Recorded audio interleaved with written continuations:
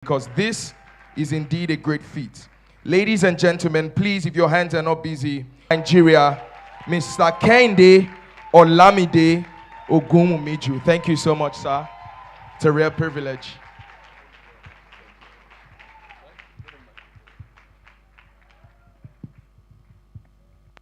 Wow, good evening, everyone. It's my pleasure to be here this evening at the invitation of my brother, my good friend, Pastor Mayowa.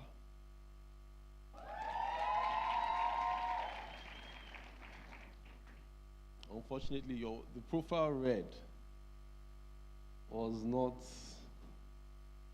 accurate enough.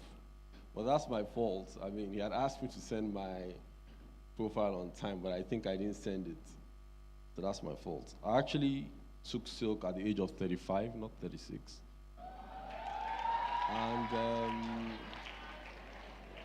I have 2 kids, a son and a daughter.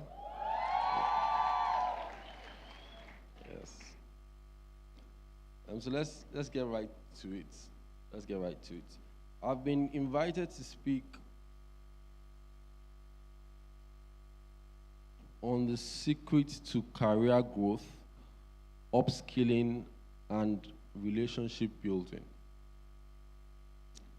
As a Christian, I try to get most of my lessons and guidance from the Bible.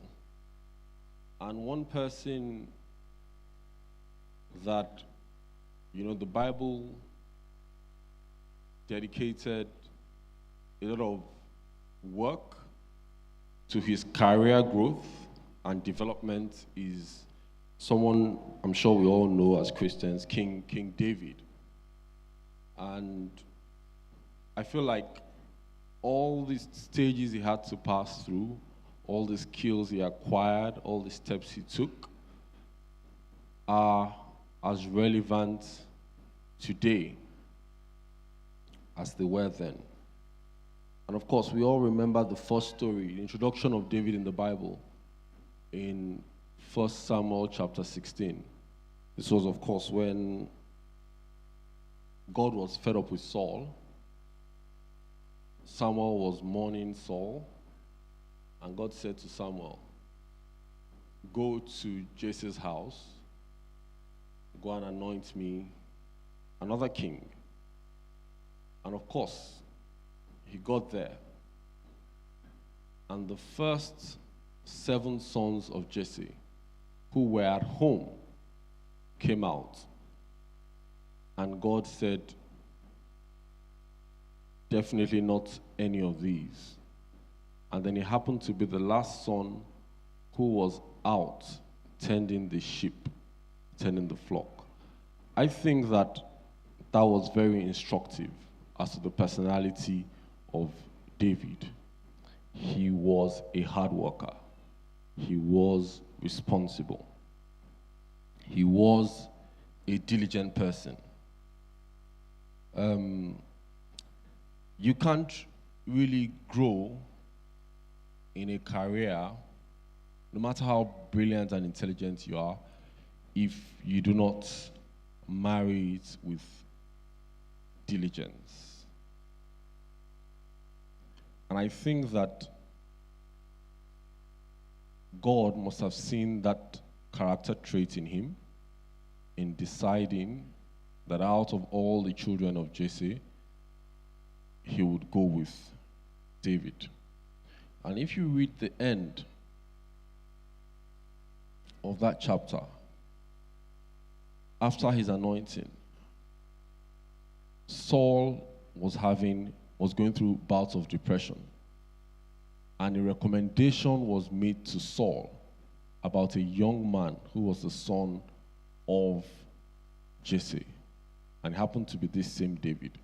And in the course of recommendation, a description of David was made. And it was described as prudent, diligent, valiant. How many of us if our friends were to make recommendations for us, of us, or our bosses or our colleagues, or people we've done business with, would describe us as diligent and prudent. I think that is the first step. We must be conscious. We must be conscious. I tell my colleagues every day, everything you do is a stage. People are watching and people are taking notes. If you are diligent, everybody around you would know. And if you are not, everybody around you will know. Even your best friend, even your parents. I've seen parents say, that's my son, but leave him. He doesn't have time for stress. Everybody would know. The second point, when we work within organizations, or even outside organizations, we should learn to take responsibility and go beyond our remit. Many of us, we find ourselves working in an organization. You have your job description, you have your work hours, 9 to 5 p.m. You get to the office 8:59. Once it is 4:59, you're already at the door with your bag. You want to get out once the clock strikes 5 p.m.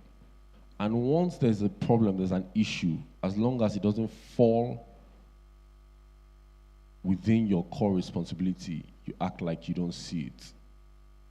We all remember the story of David and Goliath. What did David go to do at the battlefield that day?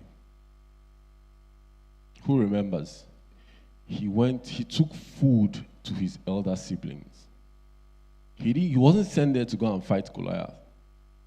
He got there and he saw that there was a problem in the camp. The Bible records that he asked the first person, "What is the problem?" That was his brother. "What is the problem?" Someone told him and said, "Take your things, you've brought the food, take and go. We know you're a stubborn person. You'd want to find out what's going on."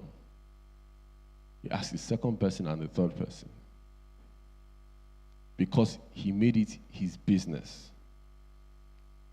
You can't really grow in a career when you feel that except something concerns you directly, you have nothing to contribute, you have nothing to offer.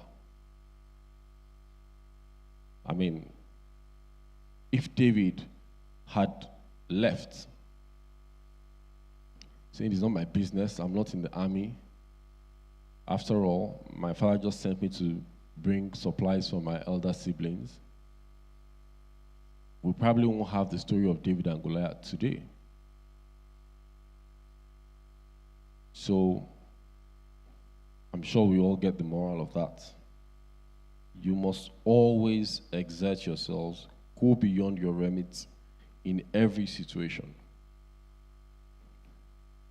If you look at the subsequent chapter, of course, we all know in chapter 17, David and Goliath fight. He won the battle. He became popular. He was celebrated. Saul gave an order that he should be his armor bearer. But after doing that, what did he do? He started to make friends, cultivate strategic relationships. Some of us are so intellectually arrogant. Yes, you graduated with the first class or whatever, that you talk down at every other person. You're not ready to make friends, you're not ready to socialize, because you believe that, what you know is enough. And one of the friends David made, which proved to be very fundamental to his eventual success, was with a young man called Jonathan. Jonathan was the son of Saul. And the Bible says they were so close, their souls were knit together. And if you fast forward the story, I mean, it's recorded that Jonathan saved him at least on 2 different occasions when he should have been killed by Saul. This is the importance of networking. And when we say networking, I don't mean going to the club on Friday nights. I don't mean going partying, but consciously making friends with beneficial people, mentors, people on your level, even people below you, beneath you, as it were, within and without your organization. These people may be in a position to recommend you, in a position to protect you, in a position to advise you, or to help you. Then as you rise, because you will rise, obviously, you need to stay and remain humble. You need to stay and remain humble. And David demonstrated this, several times. I mean, if you read going forward, chapter 18, chapter 21, at a point in time, he was to marry the first daughter of Saul. And Saul said, "You have to marry my daughter." And he said, "O king, who am I? Who am I to marry the daughter of a king?" And that saved him. Because the plan, at that time, Saul was getting really jealous, really envious. And the plan was that in the course of that marriage, we will have David killed. Of course, we also remember the time when David was running, he was in exile, and he had to pretend like a madman, eating sand, just so that he could survive. And they would look at him and say, "Well, this one is a madman, he's not a threat." Oftentimes, we find ourselves in situations, you go to an office, or you appear before a panel, or you have to make a presentation, or you go for an interview, and you're thinking, "I'm more intelligent than everyone here," or "I know better than these people," or "I should be the best," or this should be given to me. Or even somebody scolds you, maybe your supervisor or your boss, and you misreact because you are not humble enough to understand that it is a process, and that sometimes it may even be a test. Sometimes what people require is an understanding that you are level-headed. Sometimes that's what people require. You walk into an average place of business, whether you're coming in as a contractor or you're coming in as an applicant, whatever. Some people, all they need to understand is that you're level-headed, they can talk to you, they can reason with you, and you're humble. Even if it means that they have to teach you everything you need to know to get it done, they don't mind. But they are sure that, okay, this is someone that is humble enough to listen, not to overreach, at least when it's not time. Humility, I'm sure we have enough lessons on humility. It's something we do not take for granted, and which David did not take for granted. Again, David must have been someone with integrity. As you grow in your career, whether within an organization or you're doing business by yourself, your integrity matters. I've been at meetings where somebody's name is mentioned and they're like, that guy, please, I'd rather not do business. I'd rather not do this business than do business with this person. Because obviously the person lacks integrity. And I've been in places where you mention someone's name and like, yes, we're interested in working with this person because the person has integrity. And I would like to conclude on this point with my belief that for Jonathan to have taken all that risk, I'm sure most of us know the story of how Jonathan defied his father to protect David, and in the end said to David, make a promise that you protect my family and my children.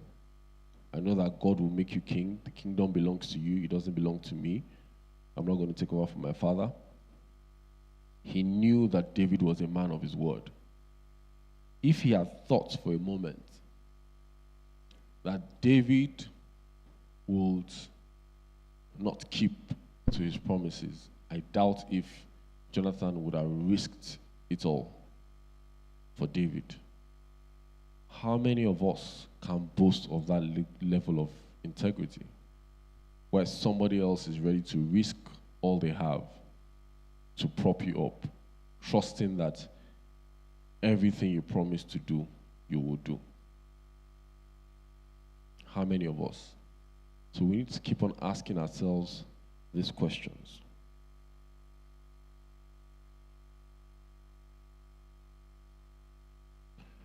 There's a lot of misconception going on today. Maybe it's been around forever, since ever. And there's this impression that it's a dog-eat-dog world and you have to pull somebody else down in order to climb up. From my own personal experience, I don't believe it to be true. You know, I believe that wherever you're meant to get to, by the grace of God, you get there once you do your own bit, you do your own part. And that was David's own mindset. So we all know that Saul tried countless times to kill him. But at least on 2 occasions, it is recorded in the Bible that he had Saul in a position where he could easily have killed Saul. He walked through and he caught a piece of Saul's clothing and he left. And he waited for Saul to wake up to tell him, see, I could have killed you, but I didn't.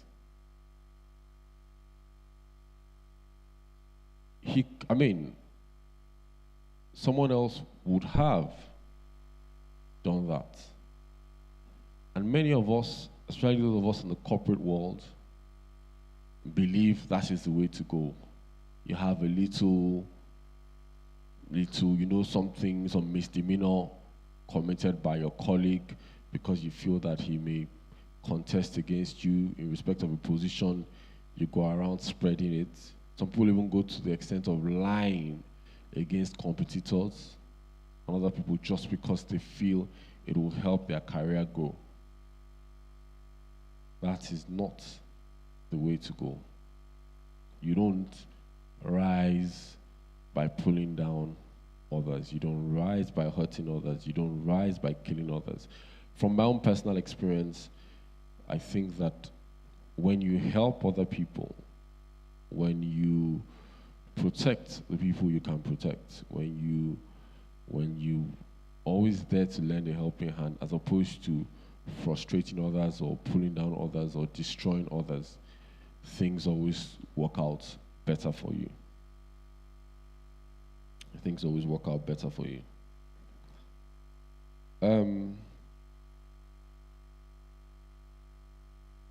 David was magnanimous and generous. He would share his victories with other people. So some of us, you work in an organization, you lead a team, and you have these victories, you have these achievements, and you sound as though it was all you. That is wrong. When you do that, you don't inspire loyalty, you don't inspire followership, you don't inspire trust. And there's this story in the Bible, David again. I think chapter 30. He had gone to fight a war with some of his men, and they came back. And in the course, and before they came back, the Amalekites had come, overrun their camp, taking their wives, their children, everything they had. And David pursued and overtook and recovered, and then took spoils from the Amalekites. And then they got back to their camp.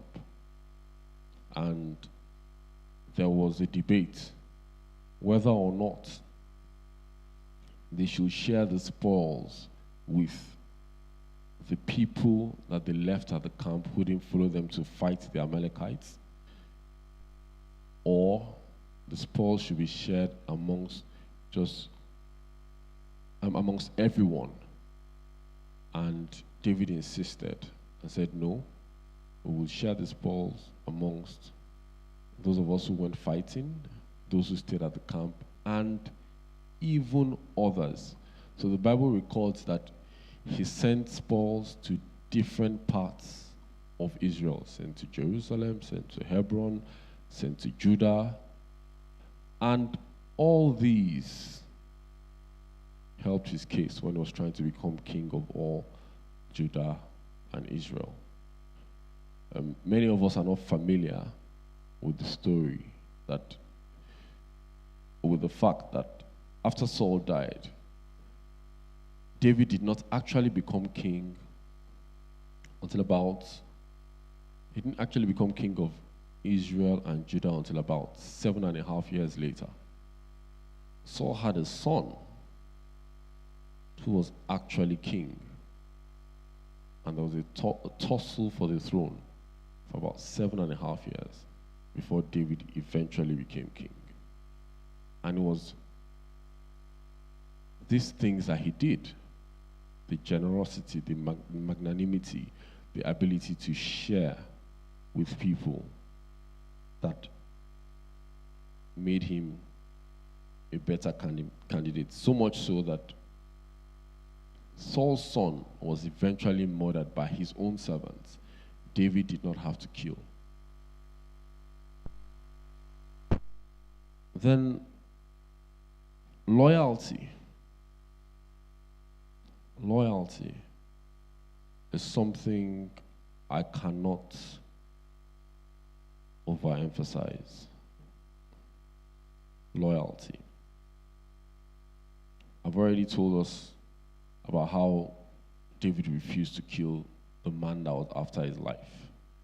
And even after that man was killed and someone came to tell David, oh, I was the one that killed Saul, David took his life for that reason.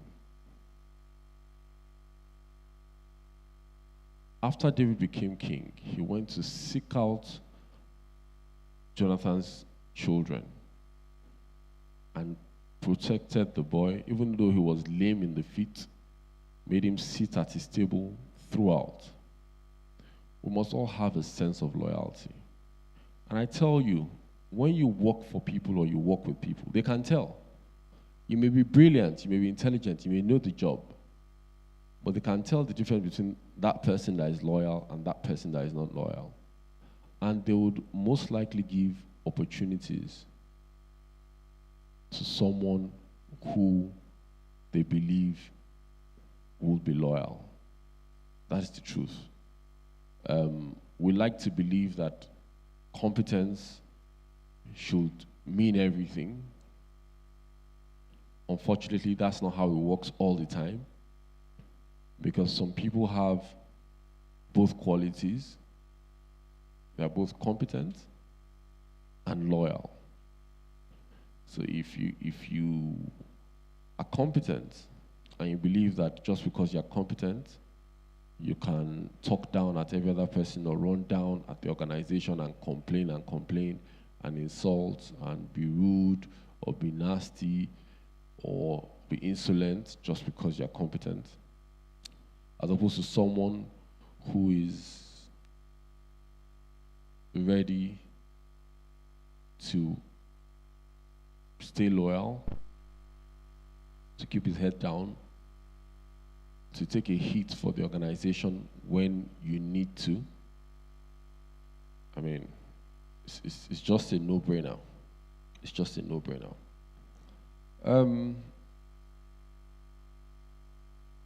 Patience was another attribute of David. I noticed that, so I've been heading my office in Abuja. This makes it 10 years. I became a partner in 2012, and because of that, I interact with a lot of junior lawyers, interns from the law school, and all that. And one thing I find lacking in most people is patience. He was Saul's armor bearer. He rose to become a general in Saul's army. So he grew. This was someone that was already anointed. Many of us don't even have that level of approval, and we're already acting as though we should be accorded the same level of respect or be earning the same as people who have been doing these things for years and years, maybe even before we were born. And that is not to discourage, that does not mean that you should dampen your goals. No one is saying that at a very young age you cannot break records or exceed the expectations of the average person in your career path. But you must still go through a process. You cannot imagine that you would have it given to you on a platter just because you showed up on the first day. I share with my colleagues, when I started working at Badejo 2005, I kid you not, my first salary was 5,000 naira a month. I kid you not. And after I did my NYSC there, and after I finished my NYSC, we're about 12 or 13 of us, and every other person left. Because obviously, they just felt, even though they were interested, some were interested in litigation, they just felt, nah, I can't sit down to learn and be earning this little, let me go and do something else. And so I saw very talented, brilliant lawyers go into banking, go into business. In fact, 2 of my colleagues went into banking, and that was a sad story. Very brilliant guys, they went into banking. And shortly thereafter, I don't know if you remember the 2008 financial meltdown, and their bank collapsed. And these were guys that, you know, they'll close from work, they'll drive over, because we're friends. They'll drive over to my office, take me out, buy me lunch or dinner at places that my salary couldn't afford to buy me, you know. And they felt, oh, they were living the fast, you know. Now, they're telling me, oh, we want to come back and do this litigation thing, we too want to do this, we too want to do that. And But what's the problem? Patience. David was patient. Talking about upskilling and relationship building, you surround yourself with the best, whether as a boss, as a leader, or mid-level, or even the most junior. You enter an organization, you can tell the focused ones, the diligent ones. Those are the people you should surround yourself with. And David was very conscious about this fact. So he's the only person in the Bible who has a whole chapter of the Bible dedicated to his squad, just to naming his squad. If you read 2 Samuel chapter 23, it starts with, he had such and such a person, the first 3, the second 3, the second 30, the third, everybody. And they were all mighty men. The ones that used to advise him, the Ahithophels, and then the generals, the Abners, and all of them. He went for the best. Some of us are not very conscious. You get into an organization or you get into a business and you try to make friends with people you shouldn't be making friends with. I'm not saying you shouldn't make friends, but you choose your friends, like minds, people with similar goals, people who will sharpen you, people who will be there to pull you up when you get into trouble. I mean, the Bible records David's last battle. He was fighting, apparently he was getting old, and was hit by a giant and he fell. And just about when the giant was about to kill him, one of these mighty men struck the giant. And that was how David did not die in battle. And then his mighty men said, henceforth, King, stay behind. We will be fighting the battles. How many of us have such people around us? How many of us are conscious that we need such people around us?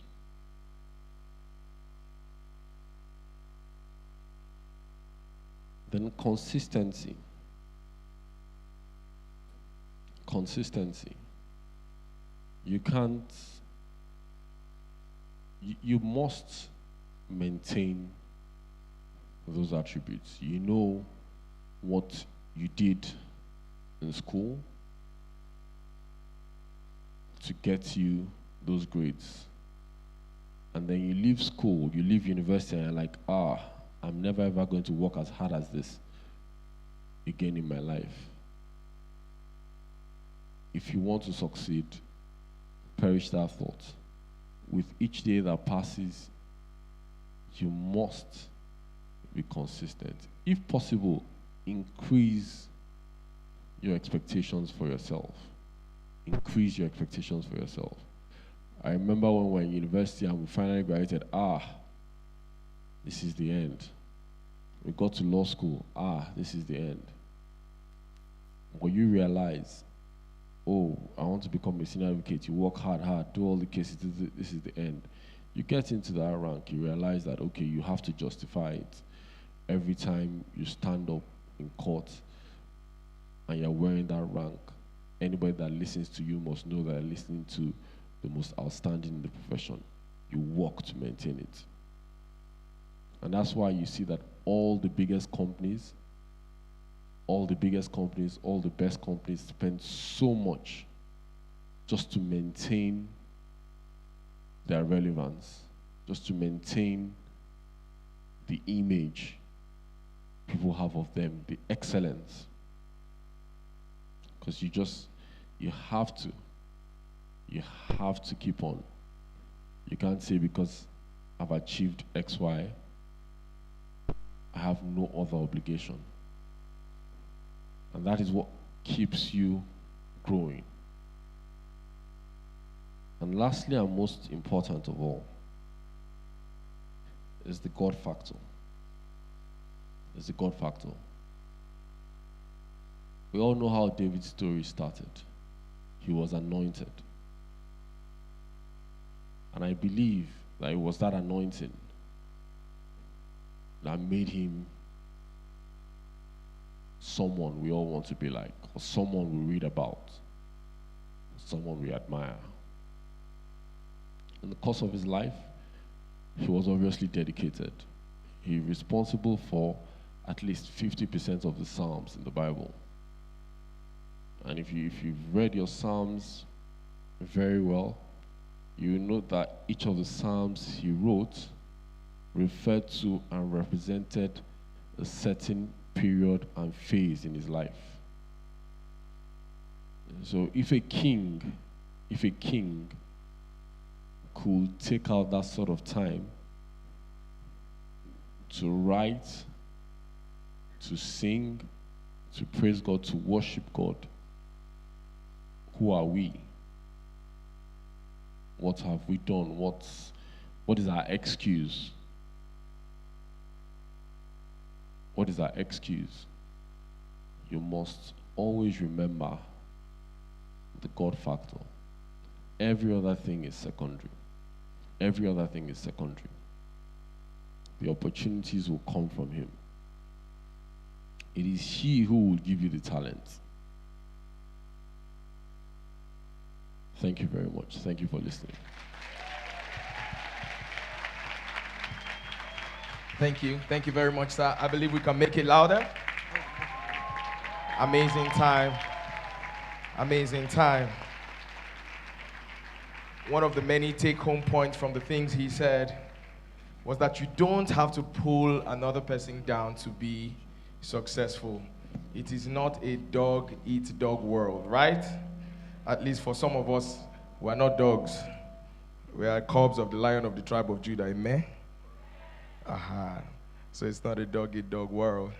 All right, right about now, we're going to be receiving another very prestigious speaker. And I believe the media team is ready to do this to his introduction. Are they ready? All right, let's have it, media team.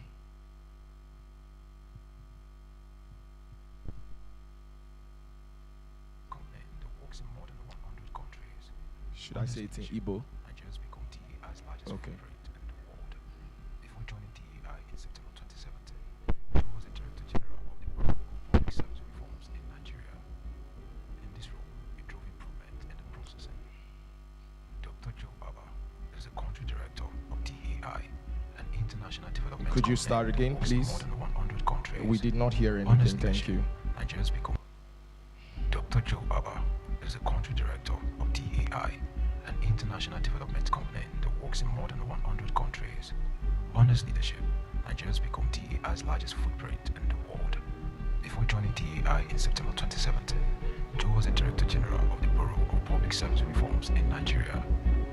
In this role, he drove improvement in the processing of driver's licenses, international passport, tax clearance certificate, and national identity management, among many other significant reforms. Before his appointment as Director General of the Bureau of Public Service Reforms in 2013, Joe led several programs for the UK Foreign Commonwealth and Development Office, including supporting the creation of the Abuja Enterprise Agency that has empowered 73,000 Nigerians to start businesses, 90% of which are youth. Prior to returning to Nigeria in 2003, he worked in various public sector organizations in the UK, including the Prime Minister's Office of Public Service Reforms.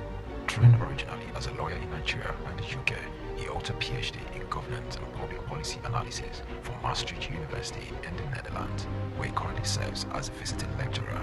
Joe is an internationally recognized expert in governance and institutional reforms, political economy analysis, and change management. His academic interest and passion focuses on how organizations in a dysfunctional environment can overcome daunting institutional constraints and still deliver good public services for the benefit of citizens. Please to welcome on stage Dr. Joe Abah. Please put your hands together for him. Please put your hands together for him. Country Director of DAI, an international development company that works more than 100 countries. Under his leadership, Nigeria has become DAI's largest footprint in the world. Trained originally as a lawyer in Nigeria and the UK, holds a PhD in governance and public policy analysis from the university in the Netherlands, where he currently serves as a visiting lecturer. Ladies and gentlemen, please put your hands together for Dr. Joe Abah.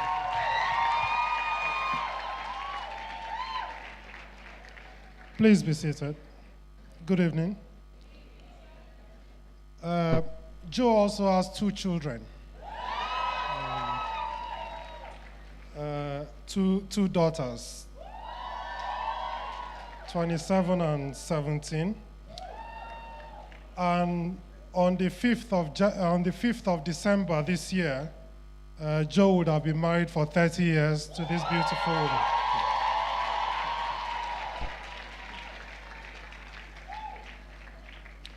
Let me start by thanking you for inviting me.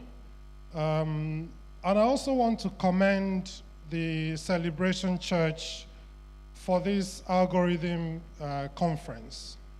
I think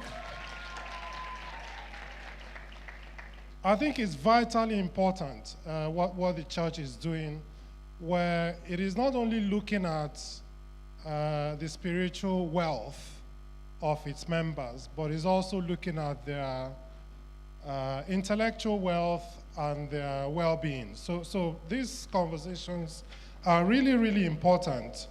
And I think that's what a church should really do. A church should look at the whole human being, not just the spiritual aspect. And I've been asked to speak about something quite deep, actually. And when I was thinking about this topic, I thought there are 3 things I'm going to make sure that I don't do. The topic I've been given is strategic thinking for wealth creation and disruptive innovation. And I thought, I'm not going to talk about wealth creation at all, which is highly unusual, particularly if you're coming to a Pentecostal church. So I thought I'm not going to talk about wealth creation at all. The second thing I'm not going to do is to offer any advice. And the reason why I'm not going to offer any advice is because I come from a generation where people believe that we were served full chicken in university, that we drank milk, that government even arranged babes for us. We didn't have to do anything at all. And don't mind the flat tummy, I'm 57.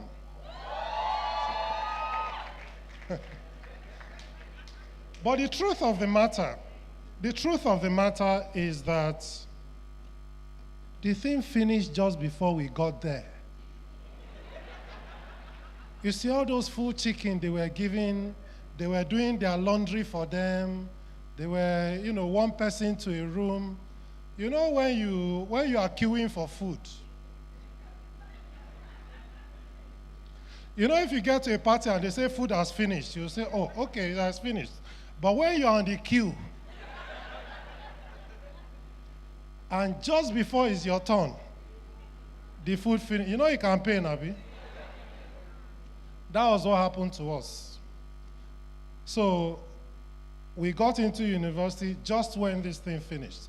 But we still get blamed for it. So I find that when I advise most young people, they will say, but you people were the ones that enjoyed.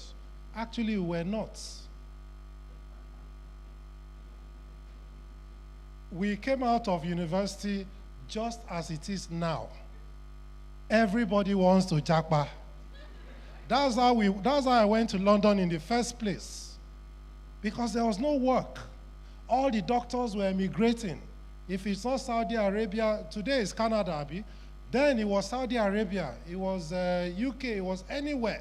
Anybody wanted to go anywhere.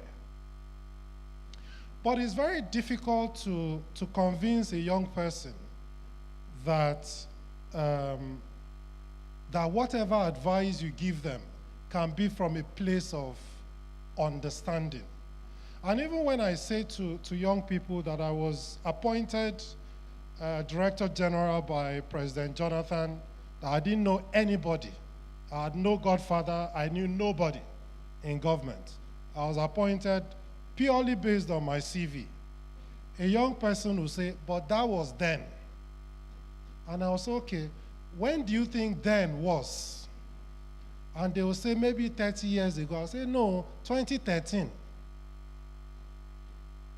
And so when you try to convey that certain things can still work, certain things can still happen, it's a very difficult ask. And that's why I thought, I'm not going to give any advice. I'm simply going to state what I know, and then people will take from it what they want. So I've been thinking about, this issue of strategic thinking, and this is where the initiative of the church is very important. Because these days we're overloaded with information. And all of that information is competing for your attention. You have things from your phone, you have the internet, you have TV, you have electronic billboards, you have all sorts of stuff. You have various social media apps. And all of this information overload makes it difficult for you to even pause and think. It makes it difficult because you're constantly bombarded with information. And before you know it, you're just waiting for the next bit of information. You haven't even finished processing the last one that you were given. And I think social media is particularly at fault in this regard. It is against thought. People focus more on feeling rather than on thinking. So you find people say, I just hate that girl. Okay, why? I don't know, I just hate her. You can't even explain it because you haven't internalized what you feel, what you think about that person. You just go on feelings. The other reason why thinking is important is that, negative news is more dramatic than positive or useful news. Okay? So, if I publish a post today telling you how to improve your career, right? Or the things, or the kinds of courses, or the kinds of ways in which you need to prepare your thoughts and your minds, maybe I'll get 100 likes, 100 retweets. If I talk about how Jaruma has been imprisoned by Nedwoko, that I have the inside gist, how many retweets do you think I'll get? Thousands. And then we're in a world where the pessimist is far more popular than the optimist. Because it's very easy to be pessimistic. You can't go wrong. You can't lose an argument if you're a pessimist. So anything you tell me, I'll say, it's not going to work. Is it not Nigeria? It will never work.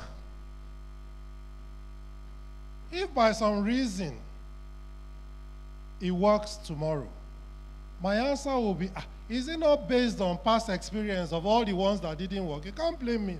You can't blame me now. But if I had been optimistic and I said, this thing will work and it doesn't work, what do you think will happen? People will laugh at you and say, this one is naive, doesn't know what he's doing. So that's why the people that command the most respect and following are the people who are negative in their approach to the world. But if you go back to the topic I've been asked to address, strategic thinking for wealth creation and disruptive innovation, anything to do with creation and innovation cannot be done with a negative mindset. If God had felt that we were a waste of time, would he create us? He would not. Anything that you're creating, anything that you're building, if you do not believe that that thing would work, you will not bother. And that's why you need to have a different kind of mindset if you want to create and if you want to innovate. That's my starting point. But before we go on, those of us that are active on social media value the importance of definitions. You know why? Because two people will be arguing about something. They will be abusing each other's parents. They are talking about the same thing. Oh. They are agreeing with each other. Oh. But because they haven't defined what they are saying, they find out that they are just fighting. So if I say now that I believe in restructuring, you don't know whether I mean we need to go back to parliamentary system of government. You don't know whether I mean we should go back to regional governments. You don't know whether I mean financial restructuring where the federal government consumes less than it currently does. At the moment, the federal government chops 52% of all our money. And then the states, 36 states and 774 local governments get 48%. Is it fair? Okay, so to me, restructuring might mean we need to change that configuration. To some other people, restructuring can mean we want to secede and form our own country. We don't even want this structure called Nigeria anymore. So you find two people that believe in restructuring arguing with each other and abusing each other's parents because they are using the same words or the same word that mean different things to them. So we must start with definitions. So what is this strategic thinking that I've been asked to talk about? So you can define it as a mental or thinking process that an individual applies in the context of achieving a goal or a set of goals in a game or another endeavor. And as cognitive activity, strategic thinking produces thought. But like I said, there are a lot of barriers to critical thinking these days. One of the barriers is our ego. So sometimes we only think about ourselves, and that's why I said I'm not going to talk about wealth. Because if I talk about wealth creation, many people will think I'm here to tell you about how to get rich. That's not my interest. Most people who have become rich did not become rich thinking of how they will get rich. They became rich thinking about what value they can add to society. And by thus adding that value to society, they were rewarded with wealth. That's why I said I didn't want to talk about wealth creation. I want to focus on innovation and creativity. The second problem is group thinking. Everybody wants to be gray. Nobody wants to stand up and be the person who is wrong. And so you find that in a lot of cases, people they're saying things that are obviously wrong, which in your own mind you either know is wrong or you doubt what that person is saying, but you don't have the courage to stand up and say, no, actually, what you're saying is wrong. Because everybody else is repeating what that person is saying. And you don't want to be dragged. So you conform. Those of us that are on social media, when we first got on social media, there were proper influencers that will say, okay, this is what I think will happen, and people will debate it and you give your reasons. These days, people just read the room and say what they think everybody will buy, and everybody buys it and everybody is wrong.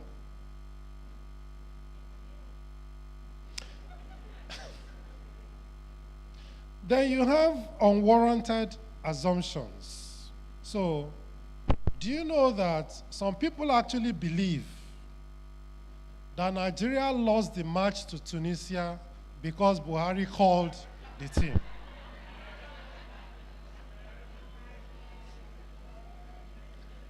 I'm talking about Christians, though.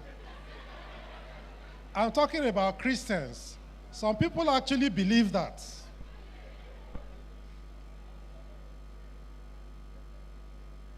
So you have assumptions that people just make that are not founded on facts.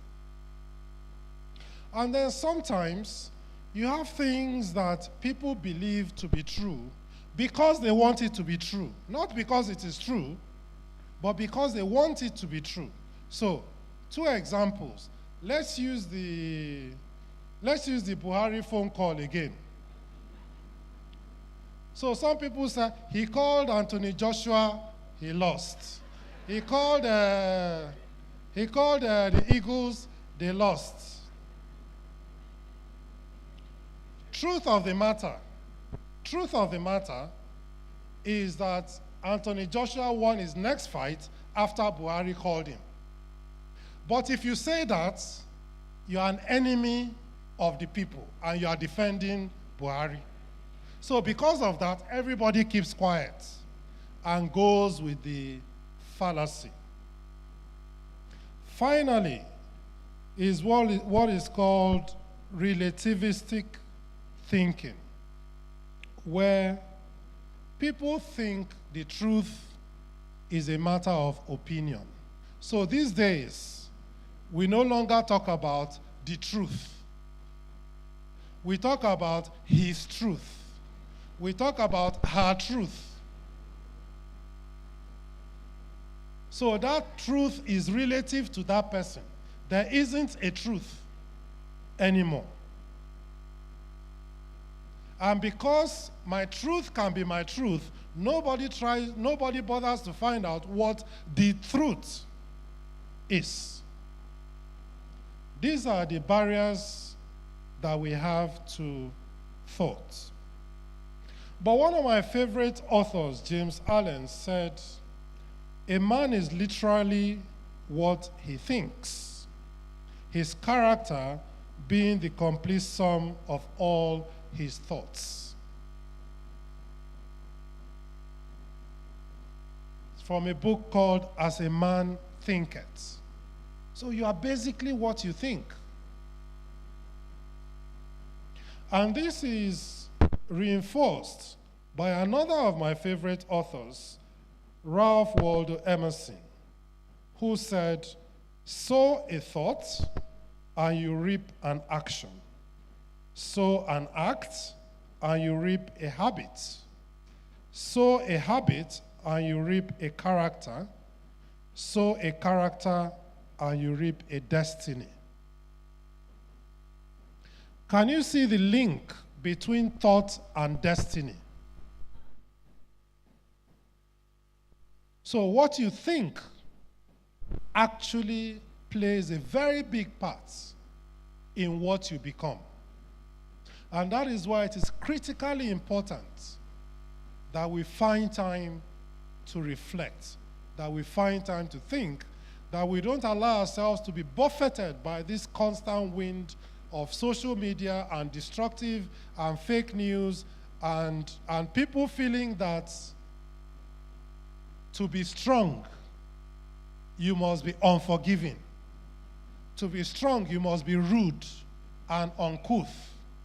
To be strong, you must be sharp, quote and unquote, be ready to cheat the next person. We need to be able to stand back from that and reflect whether this is actually the right way to do things. John F. Kennedy, the 35th President of the United States, said, "Conformity is the jailer of freedom and the enemy of growth." Are you strong enough to stand on what you think and what you believe? We've defined strategic thinking. Let's next look at innovation. So an innovation is an idea that has been transformed into practical reality. It's the creation, development, and implementation of a new product, process, or service with the aim of improving efficiency, effectiveness, or competitive advantage.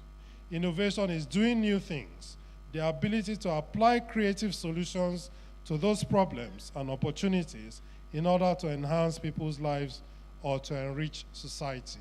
So when I was doing my PhD, they always say to you that a PhD must contribute something new to learning. And it's very easy to misinterpret that. And you'll be there thinking, because the first thing you find out is when you go to the electronic library, you find out that everything you want to research has been researched by somebody. Everything. So you start thinking, so where am I going to get this new contribution to knowledge? Where? But the truth is that if A is done this way and B is done this way, and you are the first person to put A and B together, you've contributed to knowledge. You don't have to be the inventor in order to contribute to knowledge. So innovation is about taking something that exists and making it useful. That's different from creation. Creation, you create from the beginning. Okay, so what I've been asked to talk to you is strategic thinking for wealth creation and innovation. So how do you think strategically such that you can take things that exist, make them better? That's basically what I've been asked to talk to you about. So I'm going to spend the next few minutes just telling you, giving you my ideas of what those things could be. The first is the power of vision and ambition. If you're going to create and disruptively innovate, you need to have vision and ambition. This, again, is John F. Kennedy saying, and I quote, "I believe this nation should commit itself to achieving the goal before the decade is out of landing a man on the moon and returning him safely to Earth." Isn't that ambitious? Wait, you people don't understand. Let me break it down for you. You know that moon that we see at night? The moon we see at night, that if you go like this, it will follow you. It will go like this too, it will follow you. Okay. So that is what he's saying, that we want to go and land a man there and bring that person back safely to Earth.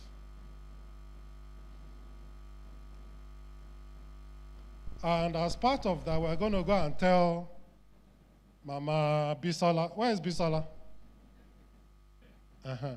We're going to go and tell Mama Bisola that out of the 200 million Nigerians, we have chosen your daughter, Bisola. She's the one that will go for us to the moon and come back. Don't forget that at this point, nobody knows whether there are monsters in the moon. Nobody knows whether the air you breathe, once you breathe the air there, you die. Nobody has ever been.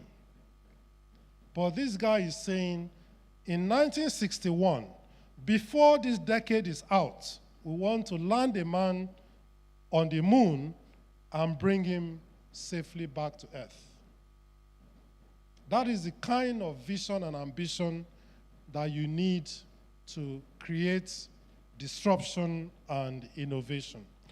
And just 8 years later, that is one small step for a man, one giant leap for mankind. 8 years later. By which time he had already been assassinated. The second important point is technology. Technology is vitally important in this day and age if you're going to create wealth and you're going to innovate. So the picture you see there is President Richard Nixon in a telephone call to Armstrong and Aldrin while they were on the moon. Again, I think it is possible not to reflect on the import of this. When we were growing up, we didn't have a phone in our house. If you want to call me that time, you call my neighbor, they will come and call me. I'll come and answer the phone.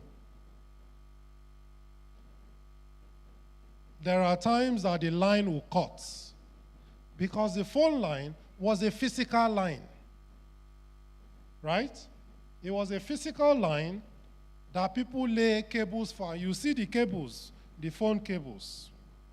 So stop and think about it, that this guy telephoned these guys while they were on the moon. Did anybody lay cables to the moon? Did they? Was there GSM that time? So you can see that in order to land a man on the moon and bring the person back, there's a level of technological expertise you would have attained. Because it is that technological expertise that will enable me convince Mama Bisola that don't worry, ma. We have been several times, we've sent robots several times, they've collected samples, there's nothing that will go wrong. We've tested and tested and tested and tested. And many of you don't know that a lot of the technology you use now was developed first by the military. Many of them. Most were developed by government. Whether it's GSM or GPS or whatever it is, they develop it first, and then sometimes 10 years later is when it will get into the market and people will start using it. So you can see how far back the US developed the capacity to be able to telephone somebody on the moon. Okay? Before the advent of GSM at all. So technology is important. The other thing that is important is innovation and competition. Do you know Lamborghini? Yes? Okay, do you know Ferrari cars? Okay, do you know the story of Ferrari and Lamborghini? Yes? Okay. So you know the Italians, they talk a bit like Nigerians, right? So Fioruccio Lamborghini was a wealthy man. He was always buying Ferrari cars. But when he drove them fast, the clutch would burn. So he went to Enzo Ferrari and said, I'm one of your loyal customers, but I think you need to change the clutch of your car. They are too small for the power that the engine generates. And the kind of clutch you are using are the clutch I'm using in my farm tractors. There's no way it can handle this level of power. Enzo Ferrari said to him, my friend, you are a farmer. Go and focus on your tractors. What do you know about cars? Maybe you don't even know how to drive safe. Lamborghini now said, I'm never buying your cars again. I'm going to go and build my own. And he attracted the best engineers from Ferrari, and within 1 year, he had a car that was competing with Ferrari, and is still competing with Ferrari till today.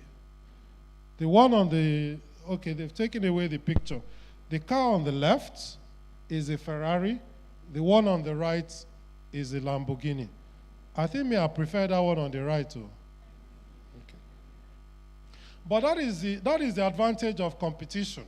And I think, Kehinde also talked about consistency and the need not to be complacent, and also the need not to be arrogant. All of these are exemplified by the Ferrari Lamborghini story. Fear is also a good thing. Fear is a good thing. You remember the Two-Face Idibia song? If to say not just me, huh?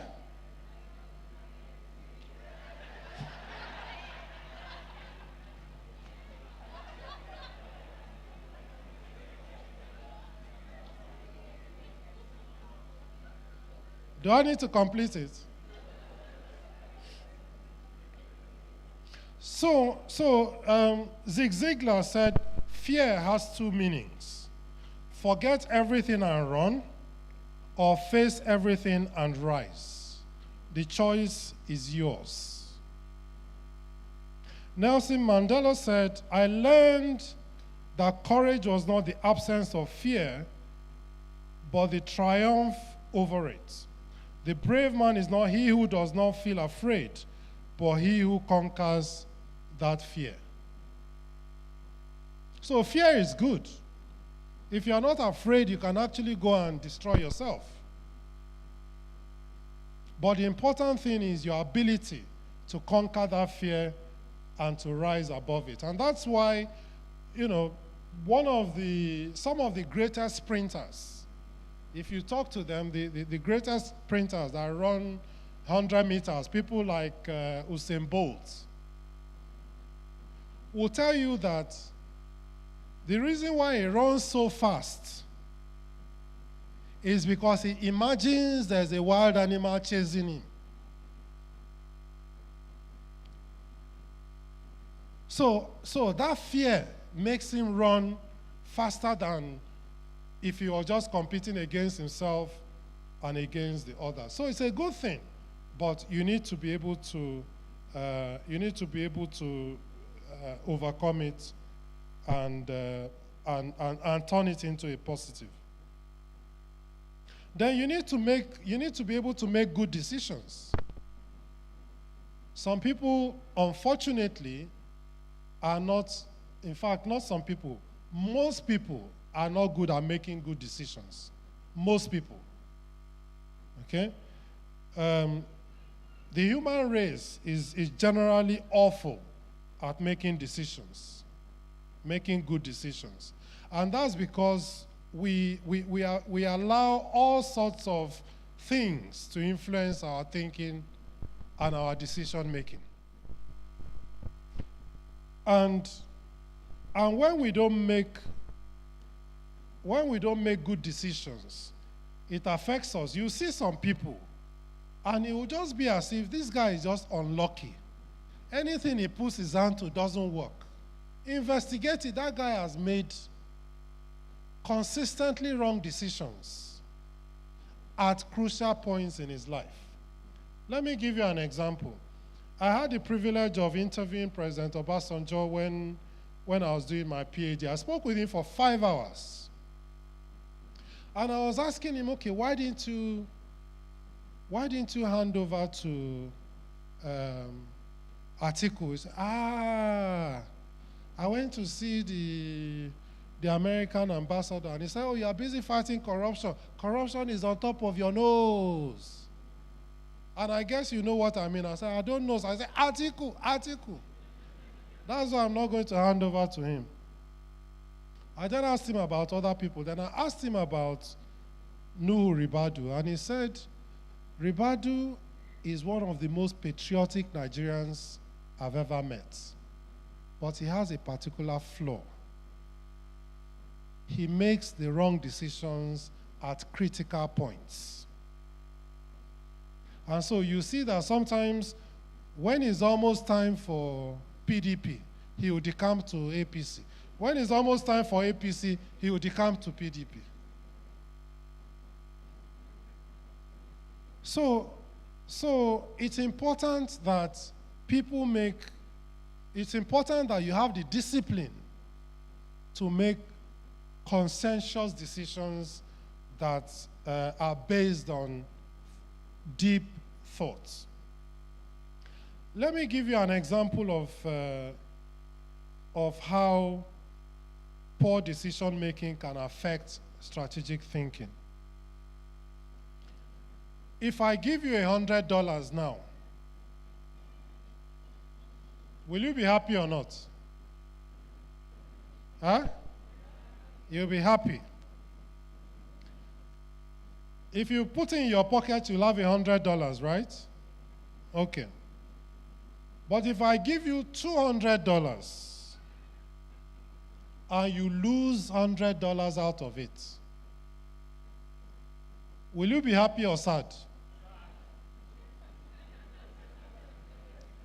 How much do you have in your pocket? How is it different from the other $100 you had?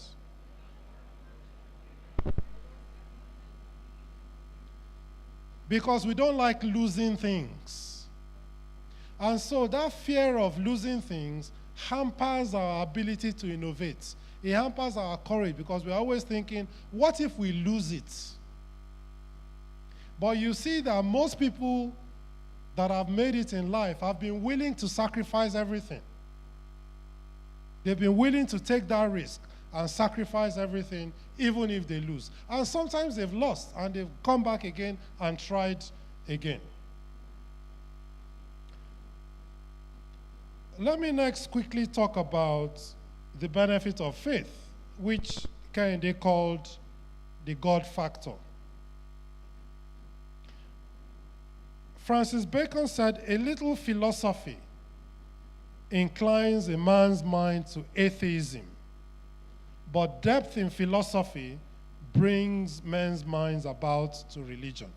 So you see people, when they first start reading philosophy, that's when they'll say, no, God doesn't exist. How can you say God exists? How can you believe in something you haven't seen?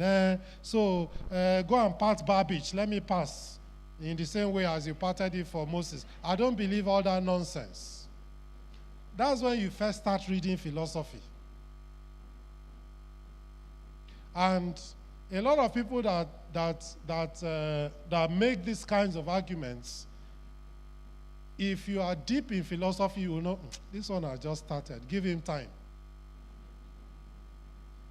Because most of the astronauts that have been to space left not believing in God, but came back as firm believers. And this guy, James Irwin, said, I felt the power of God as I'd never felt it before. That was after going to space and coming back. So, faith is very important. If you don't believe that God will be with you, it is very difficult to strive for innovation. If you ask Kehinde, how did you make it? What will his answer be?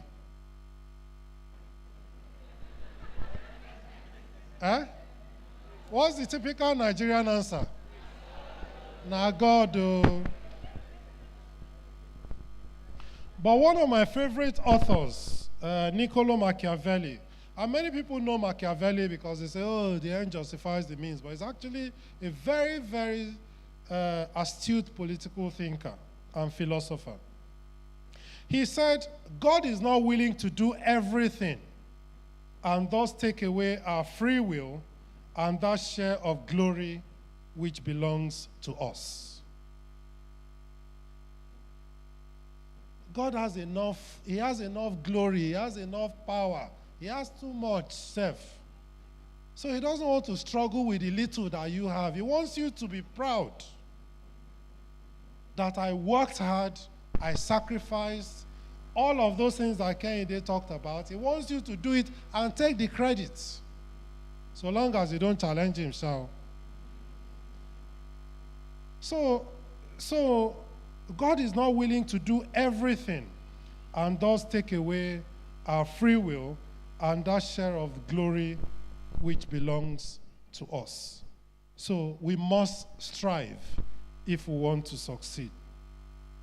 And finally, I'll end again with James Allen, one of my favorite thinkers, who says, you are today where your thoughts have brought you.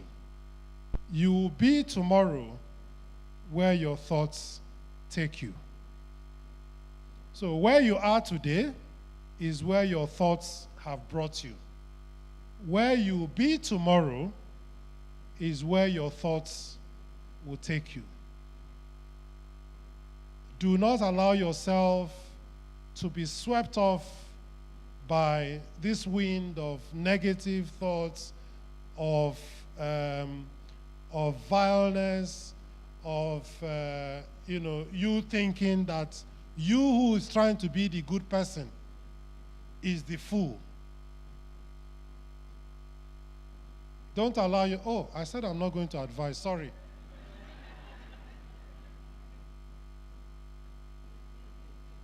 Let me just stop there by thanking you for your time and hoping that I've given you a few things to reflect on. Thank you very much. I believe we'll all agree that he deserves a standing ovation. Thank you so much, sir. Come on, you can make it louder. Thank you so much, sir. Thank you so much, sir. Yes, let's give him a big celebration, church. We love you, sir.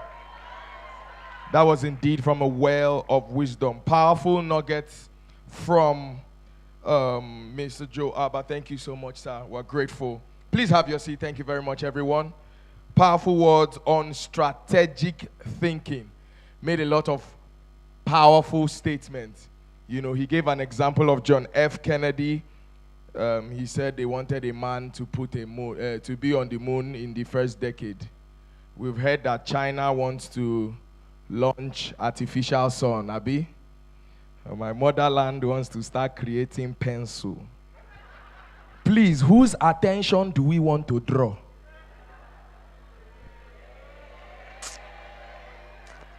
Pastor Mayo, they are too slow. They don't get it fast. All right, I'm going to be calling up someone.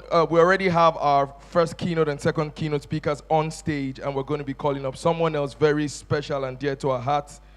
Mr. Uka Eje is the CEO and co-founder of Thriver Greek Incorporated. Uka began his entrepreneurial journey in 2017 when he started Thriver Greek with a vision to build an Africa that feeds herself and the world. Thriver Greek is the fastest growing agricultural technology company in Nigeria with a focus on capturing value for rural smallholders, farmers across Africa by solving the major problems: access to finance, access to data-driven advisory, and access to premium market. Thriver Greek currently employs 1,506 full-time contract staffs and empowers over 250,000 farmers, some of whom now produce 6% of Nigeria's total maize demand. With a 160,000 hectares cultivated and 600,000 plus tons of grains produced and traded in just 4 years of operation, the goal for Thriver Greek is to solve the looming food scarcity in Nigeria across Africa. Uka is a graduate of Covenant University, where he obtained his BSc in biochemistry, an alumni of Y Combinator, Alibaba Business School, Google Launchpad Accelerator, and the University of Leeds. Future of Food Program, Uka has spoken on notable global stages like the World Bank and Harvard Business School, providing insight on winning in Africa's agricultural sector, working with rural farmers. Ladies and gentlemen, if your hands are not busy, and you want to celebrate this great man, please put your hands together for Mr. Uka. But this panel session is not going to be hosted by me. I'm going to be calling up someone very elegant as well, a woman who has given her heart and her life for the work of ministry, and also is spearheading what a lot of women will call the champion. Ladies and gentlemen, please put your hands together for Pastor Bisola.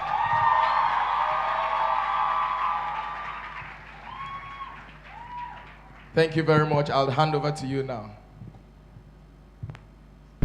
Thank you very much, Chinedu. Good evening, everybody. Hi, good evening. I have the privilege, amazing privilege, to be up here with three great men. And now we're going to be having a panel session. We have some questions here. I'm going to start with those. But if you have questions as we proceed, please indicate and let the protocol members get your questions and then hand them over to me. Are we ready to go? Okay, so good evening, Dr. Joe. Good evening, Uka, and good evening, Mr. Kenny. So first, I'm going to start by asking the first question, and that question would be directed to Uka. Yes. Okay, so Uka, someone is asking that how do you manage a team that runs projects interstate? So if you are a founder, an entrepreneur, and you have an operations business, how do you effectively manage a team that is ready to scale operations across state and national boundaries?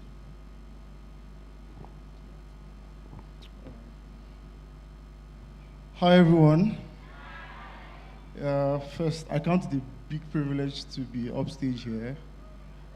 Thank you, Pastor Maiwa. Thank you, Pastor Iren in absentia. Thank you, everyone. So, straight to the question. First and foremost, managing humans or managing people is actually a tough one, right? And it comes with, first of all, a lot of, again, the word is manage, right? Sometimes putting people in strategic places and entrusting them that they will deliver, right? So at Tribe Agri, we currently are in 23 states out of the 36 states in Nigeria. And as much as it can warrant screaming, it's also something that is a lot of work. It's pretty tedious, right? So it means that we need to think of how we look at scale, right? And first off, we have to trust people within every individual state to deliver. That's one. And trusting people with responsibility too. Then second is constant checking, right? And beyond just trusting, you don't just trust and go and sleep, right? And what are the key deliverables? What are the key expectations? And how are they delivering? And it's also important that you are quite clear, and I'm speaking to employers who are here. You are quite clear what your expectations are, right? What are the key metrics that matter for everybody who is placed? Some people who are here might be working in Tribe Agri, and for the most part, many of them have not seen me. So I was in the office yesterday, and I was being introduced to someone who is in Celebration Church and has never seen me before. They just introduced the person that I'm the CEO. So, and I've not been in the office for about 3 months, and the reason was because there was already somebody who was in that office whose core deliverable and the KPI was clear to me, and I was delivering. So I think that these two parameters helps manage individuals. You can track performance over time, and it's visible through technology. So I think that helps. Thank you very much, Uka. So I'm just going to quickly wrap up what he said. Being an operations person myself, he said 3 key things. The first is knowing how to hire right, picking the right people for the right positions. The second is trust. Trusting people. You can't hire and then not trust people to do what they've been hired to do. Now, you're not the micromanaging boss. And third, even as you trust, you must still put checks in place. You must monitor, you must evaluate. If not, you will not achieve the excellence that you seek. So that was a very good answer. Thank you very much, Uka. Now, our next question is to Dr. Joe. Now, this person is asking, and I know there are a lot of overthinkers in this audience. I remember doing a personality test in my office, and they were like, your personality is ready, aim. So you are ready, and then you continue to think through the process, and you never actually take action. Now, this person is asking, how do you strike the balance between overthinking and acting? Because you're saying we should think, we should take thought, we should take decisions. So how do you go from strategically thinking to actually taking a decision? That's what the person is asking.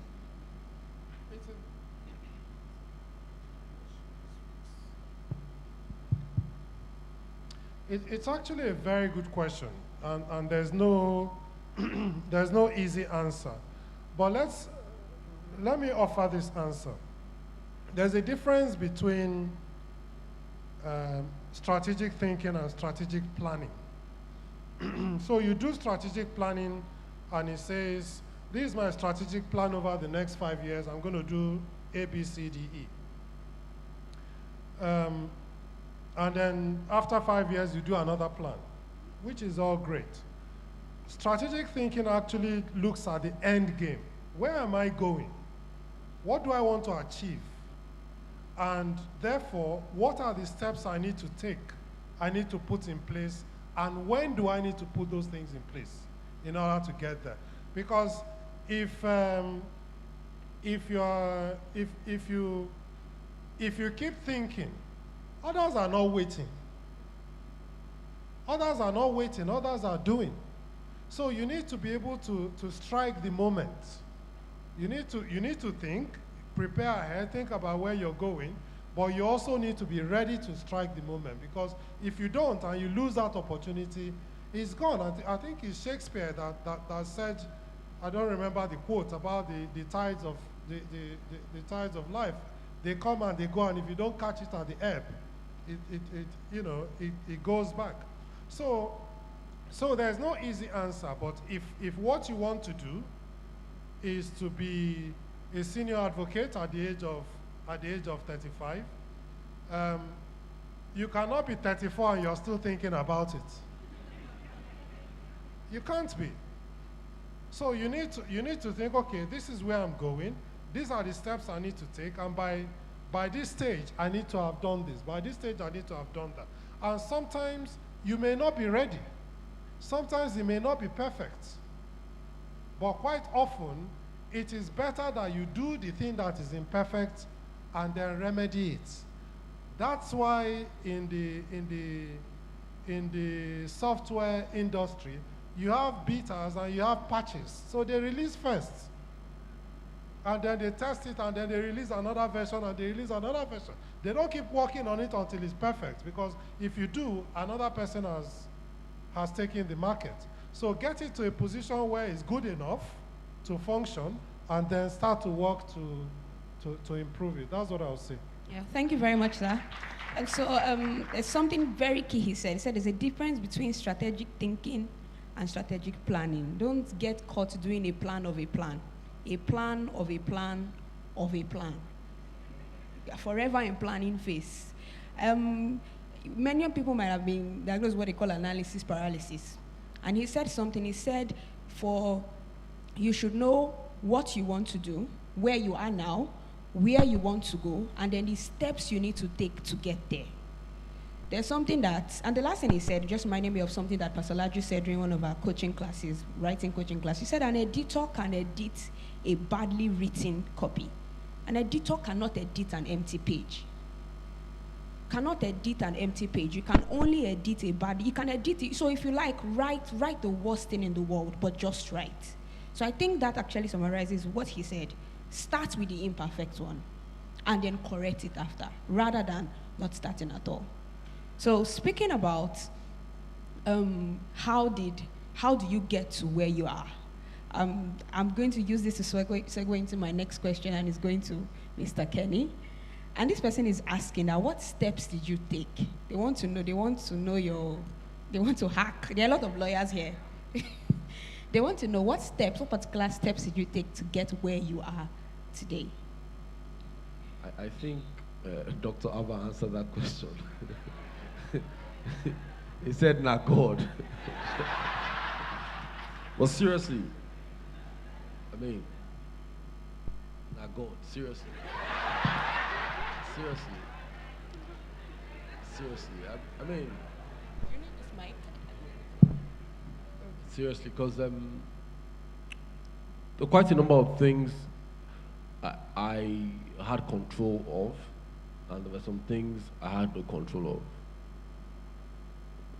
So obviously, the grace of God is number one on that list. Yes, but you have to be diligent. You have to. It was not a mistake. It was something I knew I wanted to do right from my first year as a practitioner. And even when there were other opportunities that could have distracted me, or maybe I would have done well in other career paths, but because I had made up my mind that this is what I wanted to do, I was focused. So I think, apart from the hard work and the diligence, the focus, and I was deliberate. So you have to be deliberate in these things. And you said there are a lot of lawyers here. I tell a lot of people, after I took Silk, I'll bump into very senior lawyers, intelligent, brilliant guys, and they'll say, how did you do it? I've been a lawyer for 30 years, and I ask, have you ever applied? I said, no. Nobody will come to your house to knock on your door and say, I saw you're such a brilliant lawyer. As a result, we're giving you the rank. There is a process you have to apply. And only people who apply will be considered. So, if you like, have the skill and expertise of all the best lawyers combined. If you don't put yourself out there, if you don't take that step, if you are not deliberate, if you don't know, okay, this is what the guidelines for the rank says I should have. There are certain guidelines that are, provisions in the guidelines that are objective. No matter what, you must just have those, you must meet those requirements in relation to the number of cases you've done, what your law firm must look like, what the standard of your practice, and you have to deliberately work towards it. It's not, in fact, some of those things are not things you can set up in 5 years. It's not even possible, and so that is why it's one of those ranks that you can't just wake up today and say you want to get tomorrow. And that's how it is in life as well. You can't wake up today and say my goal and my dream is to be president of Nigeria. If you haven't been working towards it, you can't say I want to be the best doctor, I want to own the biggest bank in Nigeria, or it's something you must have consciously and deliberately worked towards. I think that was a consciousness I had from day one. So I think that's it. And of course, like I said, not God. Thank you. Thank you very much, Kenny. So I think what he said in summary is be deliberate. I think that's very key. Be deliberate. When in my line of work, when people ask me that how I don't know what I want, what's my career goal, I don't know how to get where I want to get to, I say go and look for people that are at that position you think in the highest, and check their CVs, check what they have, check what they have studied, check the requirements that they made, and then start putting yourself in those positions, start applying, start coaching, start learning. There was something else that Kenny said. He said that people will come and say, how did you get this? And you ask them, have you applied? And they will say no. There is a false statement that they always tell us to say, your work will speak for you. Your work does not have a voice. You need to be visible. You need to speak for your work. So if you've done the work, put yourself out there. You can have all the skills in the world. But if you actually do not apply, if you actually don't, how would I call this? Strategically place yourself, do product placement for your life, you would actually remain in one position. Do you understand what I mean? So take the chance. That's an amazing answer. Thank you very much. Wow. Okay, somebody is asking a question. I don't know who this question is directed to. Said, I'm passionate about revolutionizing the energy system in Nigeria. Okay. How do I do away with the pessimistic thought? I think it's to Dr. Joe. How do I do away with the pessimistic thoughts that I will be silenced by people who have the selfish ambitions in that sector?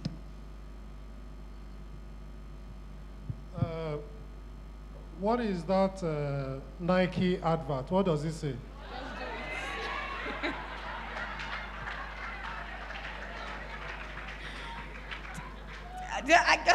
It's amazing answer. Enough said. Okay, so but there are people in the power sector. I work in the power sector, so you go ahead. Yeah, there are people in the power sector. There are different mobile phone manufacturers. Yes. Doesn't stop Apple from charging $500,000 for their phones. Exactly. Yeah, so they build a particular quality, and they charge a premium for that quality. There were people selling. There were bookshops before Amazon came about, and Amazon thought, okay, we're just going to make it more convenient for people, and that's why I said, don't start thinking about the money you're going to make. Think about the value you're going to add. So Amazon started by saying, okay, well, it's very frustrating. You go to a bookshop, they don't have. Try the other branch. Try the other branch. This one, just come online, choose the book you want. We will get it for you. We will even deliver it to you. Even on a Sunday evening, you will have it delivered to you. Amazon is no longer a bookseller. It is now the world's biggest market. And and finally, let me just give a personal example. When I was doing my PhD, it took me a long time to actually come up with my research question that I wanted to research. It took me like nearly 6 months of some professors actually saying, this one, I don't think you'll make it to year 2. It took me 6 months. Eventually, I landed on this research question that I thought, okay, this is exactly what I want to do. And then I realized that this German NGO based in Abuja here was actually researching that same question, paying professors to write the research. So I went to my supervisor and said, these guys are already doing this, so they have the money to even pay researchers and all of that. And he said, no, don't worry about that. Nobody can do your research, Nobody can do your research except you. They can do their own. It might be on the same question, the same topic, but they will never do it the way you will do it. With the support of my darling wife, I managed to finish my PhD in 3 years flat while working full-time. At the time I finished it, this German NGO had not published one paper on that topic. Not one. Till today, that work is still not complete. And I'd already got my PhD more than 10 years ago. So, what was that final quote that I gave you from James Allen? You are today where your thoughts have brought you. You will be tomorrow where your thoughts take you. it's entirely up to you how you want to approach it. But yeah, don't let whatever anybody else is doing distract you from what you want to do. If you're thinking strategically, your eye is on the goal, and you're going to do whatever it takes to get there. Thank you. Thank you. So, thank you very much. So, two things. Just do it and focus. Focus, don't get distracted. Just focus on what you want to achieve. Now, I have one more question, and this is to Mr. Kehinde. It says, in a situation where you have missed most of the steps you described, what do you do?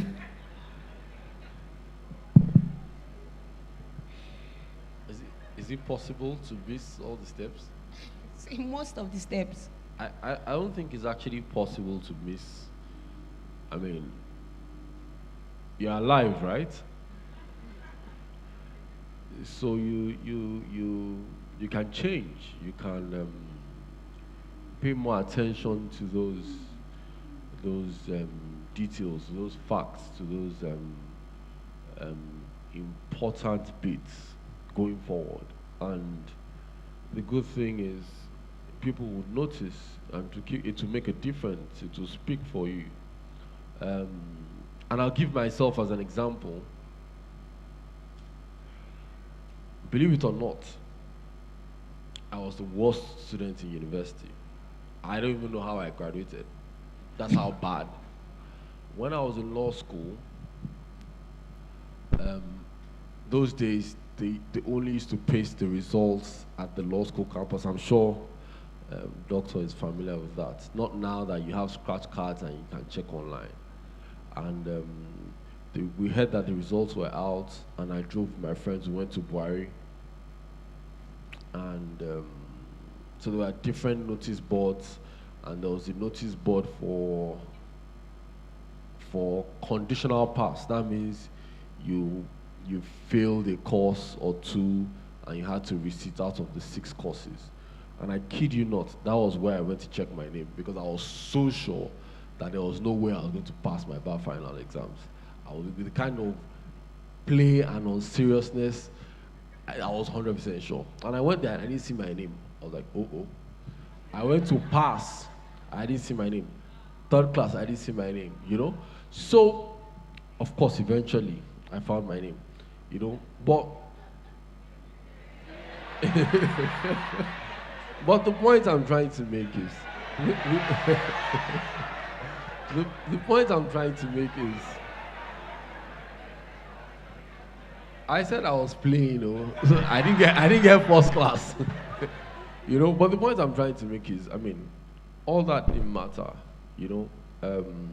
There are people that I had classmates that when we were in university, they used to represent the school at motor and mock trial competitions, and were 100% sure that they would be the first, you know, senior advocates and the first to be recognized in the profession. And some of them ended up working in banks or doing things that had no relationship to what we went to school to study. And so you start to wonder, you can actually change. The fact that you didn't start well has no correlation with how you would end. I didn't realize that I even had no plan to be a practicing lawyer until I started doing my NYSC, and I realized that that was the easiest thing I could ever do. And when I remember when I had the conversation with my mom when I was about to finish my NYSC, she was like, okay, now, so do you want to work in an oil company or a bank or shipping? I was like, nah, I think I'll just stick to litigation. She was like, are you okay? Are you sure? And we had a raging argument for about 1 week over this is what you do, this is what I'll do. Because it was just at that point I realized. So yes, I didn't graduate with a 1st class from university. I didn't graduate with a 1st class from law school. I barely, graduated from university. Meaning that the fact that you feel you did not start well will not stop you from progressing and being the best later on. It has absolutely nothing to do with how you will end. I can tell you as a fact. I mean, when I graduated from law school, we had classmates who would say, you, when we came for our call to bar, like, you actually, you are being called to the bar today. That was how bad it was, you know. But yeah, we are here by the grace of God. And then you answer them, not God. Not God. Okay, thank you very much. Now, this question is going to go to Mr. Uka, and they're asking, how do you, when will you tell a startup to raise money from investors? And then it's a two-part question. So when should a startup raise money for investors? 1, 2, if the startup is a non-profit, how do you sell the non-profit to the investors when most investors just want to make back their money? First, I think I'll respond to the second question first. For an investor who wants to make money, they will not buy a startup, they will not invest in a startup at all, except there are some reasons, personal reasons, and that will not be a profit-focused kind of investment. So I will give more context to that, but just to answer the first question again, at what point should the startup raise money? Now, there are multiple stages to a business. One, there's a point where you've generated a problem that you want to solve, right? And there's a point where you begin to test the solution to that problem.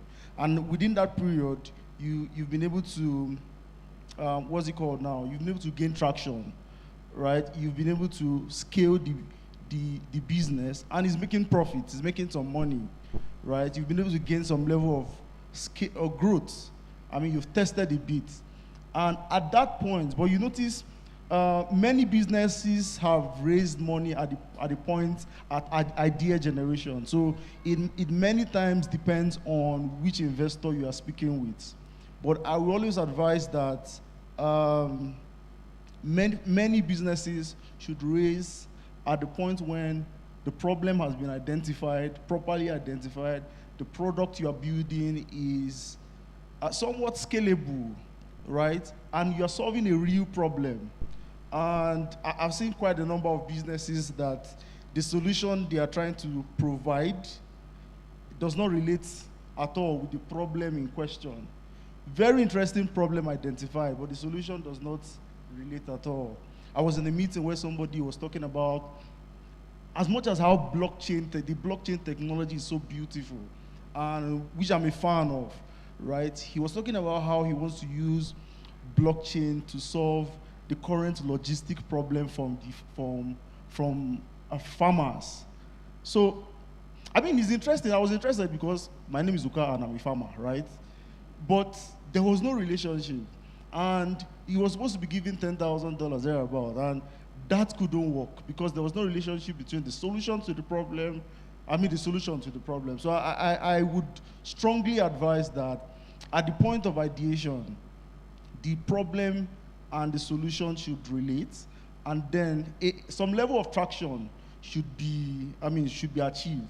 Then many investors would want to jump at it. And then to the second question again, there are many kinds of investors. So there are impact investors who are focused on solutions that are impact driven.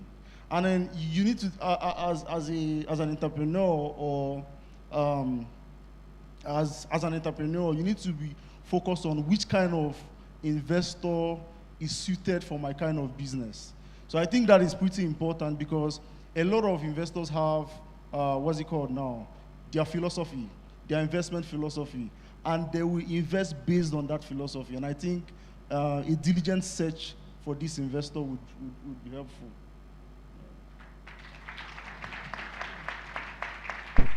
Yeah, I think the last thing he said was very key. He said, research on the kind of investors you're going to meet. All investors have an investment philosophy.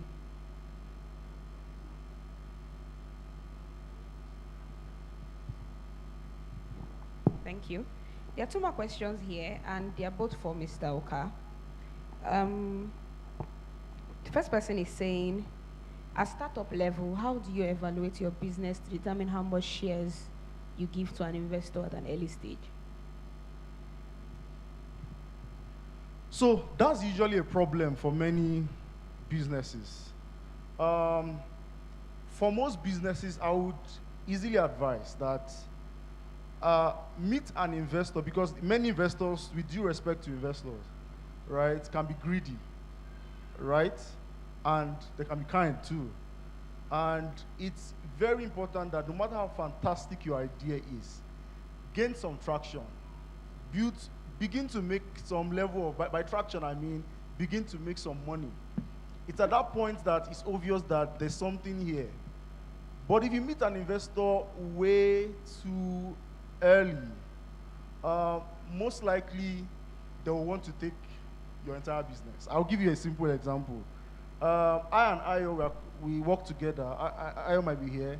We started a business before Jumia Food started. We wanted to launch something, and I went to meet someone in Lagos. I was in Lagos, it was 2013. And we told the person about our fantastic idea.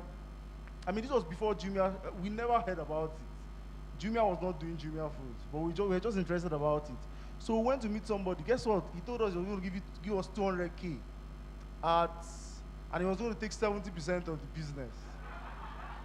Apparently, we were going to work for him, right? And that was just amazing to hear, right?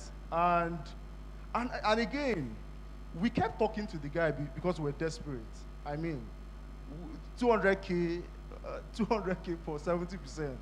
And after a while, we got advised by a mentor to forget about it. And thankfully, we forgot about it. And I believe that the mistake we made, we had not proven that business.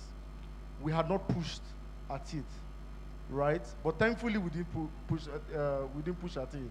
So again, I would advise that threaten some investors by your numbers, right? Threatening means show them proof of concept, right? Proof of concept is, I've done this thing. This is the solution. I've proven this thing. It is working. So if they don't want to give value for your work, there are plenty of people that you will find, right? And I think that startups especially should have confidence in what they are building and don't be threatened by an investor. I think it's very important. And because at the point when, and many times, investment is perception driven, right? And that's why I'm speaking about confidence. You need to be very confident about your product, what it's solving, as much as there's content in it. So you don't just sell just any valuation, 100 billion at XXX, right? So, and I think it's pretty important that you have value and you're confident about the product you're building, and you go out there and trust me, if you're building something really, really valuable, you will find a whole lot of people who would put money in it. Yeah, very profound, because I think there are practical examples of this. I don't know if anybody watches the show Dragons Den.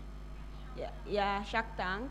Many of the people that come with their ideas, the people that actually get the interest of those investors are the ones that have numbers, that have already done something, that can show proof that they've started working. That's the first part. Second, when the investors start saying, I'm going to give you $50,000 for 50% of your company, I'm going to give you this for 70% of your company, they always have a wise way of picking the right investor. And I think that's what Mr. Uka tried to explain in not so many words this evening. Thank you very much. Final question. It says, how do you start a company from scratch and make it into a big company like Driver Greek is?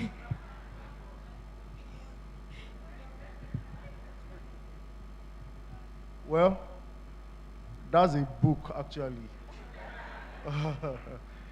So, but just to simplify that, aside saying I God too, right? I think that at the point where you have an idea, you just start. I was telling somebody today, you start by starting, right?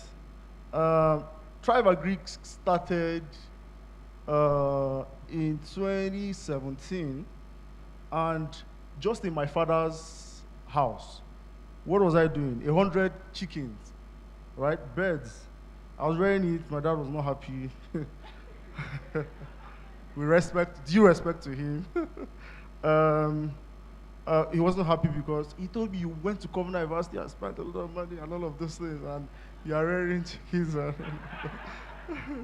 So we started that, and of course it was, sometimes I was staying in that poultry pen for a long time, right?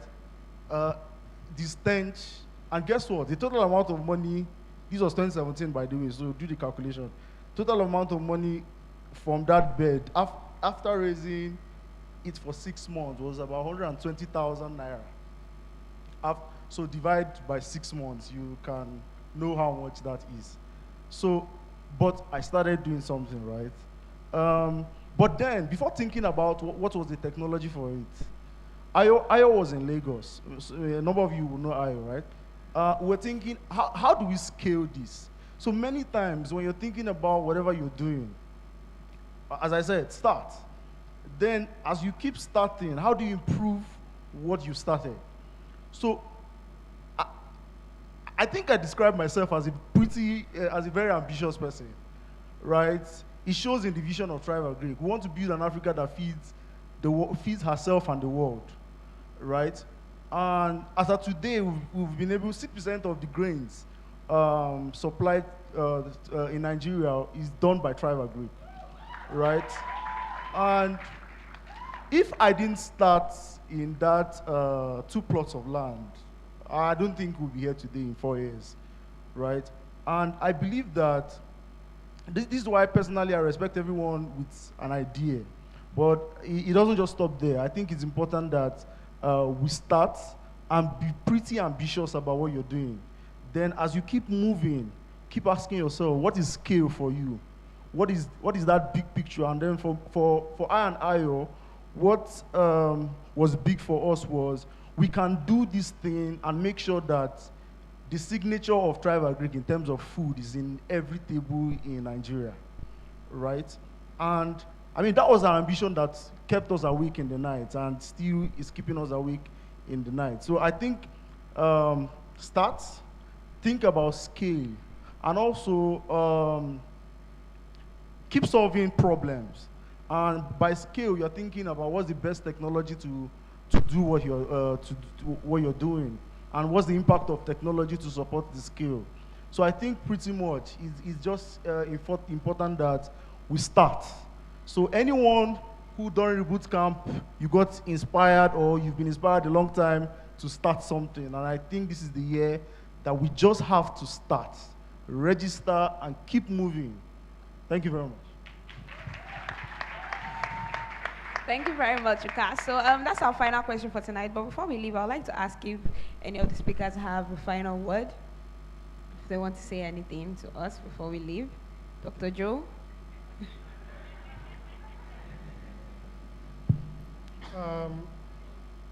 Emotional stability is very important.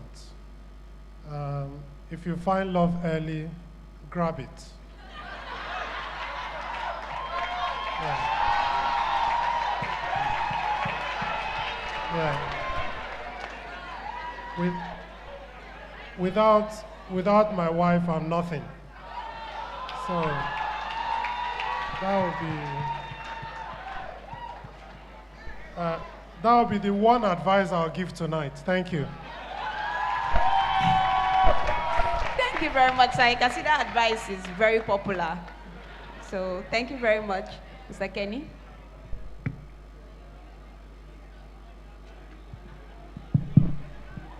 Let me start by adopting what Dr. Abah has just said. I got married at the age of 27, and absolutely no regrets.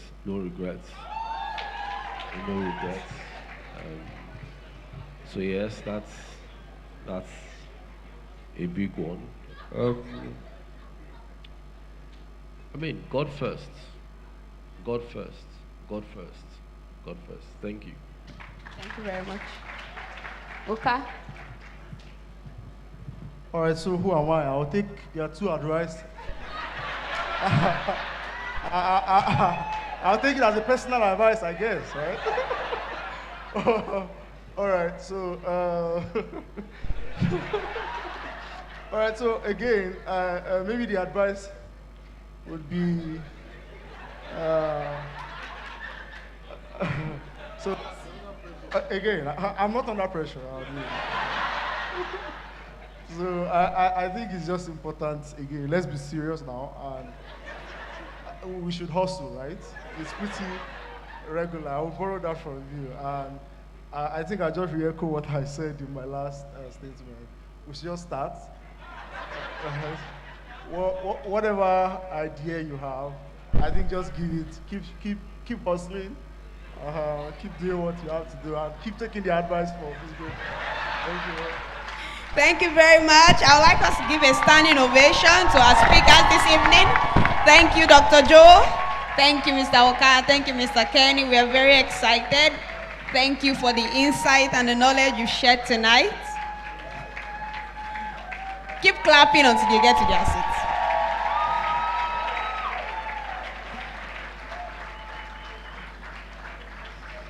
So did we have an insightful time tonight? I know this year has been termed our year of greater light. It has been termed the money year. And the lead pastor made a statement on the overture. He said, this year your God-given assignment will gain global impact and global influence. But if you do not start that God-given assignment, the only global impact will be inside your mind. Hallelujah. It will become like the temptation of Jesus. You'll be in your mind and you see global impact around the world, but it's only in your mind. So you need to start. Second, you need to have vision. Vision and ambition. I liked the man on the moon example that Dr. Joe gave. Can we sit? We can sit, please. The man on the moon examples that Dr. Joe gave, he said, Jeff Kennedy said, 9 years before that we were going to put a man on the moon. 9 years later, a man was on the moon. Even though he was killed before that man got on the moon, but history has it that he said it. History has it that he said it. We always say, Pastor always says that in our kingdom, talk is not cheap. So say it. Say about yourself what you see. Say what you want to do. Let people laugh at you and call it impossible. I can imagine if somebody in Nigeria today says, we're going to live on Pluto. Or more, the dragging on Twitter. The dragging, the memes. There are a lot of things that people have achieved that when we were first spoken of, there was a lot of laughter. So take a lesson from history. Take a lesson from history. They might laugh at you at first, but the laughter will turn to applause. Hallelujah. And then finally, I want us to do everything. A lot of us took notes tonight. A lot of us might be gingered tonight. Please let that ginger extend from tonight to tomorrow to every day for the rest of the year. Find a way to keep yourself motivated. Find a way to stay motivated. Find a way to do what you've said you will do. Don't relax. Don't rest. If you miss a step, take another step. Consistent, continuous steps. Consistent, continuous steps. And finally, we have God, right? He that is in us is greater than he that is in the world. He that is in us is greater than he that is in the world. So if we combine excellence, consistency, diligence, the Bible even says that seest thou a man diligent in his business, he will stand not before kings, and we will stand before kings, not before mere men. So think about what your supernatural advantage will do for you with an excellent spirit. Are we ready to go for greater lights this year? Are we ready to go for everything that God has told us to do? Are we ready to take deliberate steps in fulfilling our God-given assignments? I'd like us to rise up on our feet this evening. I'd like us to rise up on our feet. It's one of my favorite verses in the Bible. It says, you've become partakers of a divine nature. Hallelujah. You've become partakers of a divine nature. And so now you can add to your faith. Because of the divine nature in you, because of the God-given ability, you can add to your faith diligence, you can add to your faith temperance, you can add to your faith knowledge. Praise Jesus. I want us to take that a step further today in prayer. We're going to say, Father, I have your ability. Say, and so I'm empowered to do all that you will have me do. I'm empowered to take steps in the right direction. Let's begin to pray this evening. Let's say quick prayer. Father, I'm empowered by your Spirit. I know what to do and I do it at the right time. I take consistent, continuous steps in the right direction. I'm able to build thoughts to actions, to habits, to decisions. I'm able to put plans into action. I'm able to strategically think. I look forward to solving problems in this nation and beyond. I'm able to do all that you will have me do by your Spirit in me. This is my life. Thank you, Heavenly Father. In Jesus' name we've prayed. So are we ready to take our benediction together? So before we take up, I know we have to package our offerings. So please just package your offerings. Can we put the account number on the screen? Please package your offerings quickly.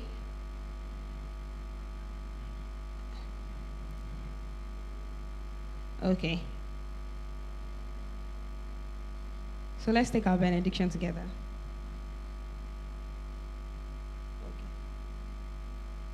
Okay, so I've been told that we're not going to give offering tonight.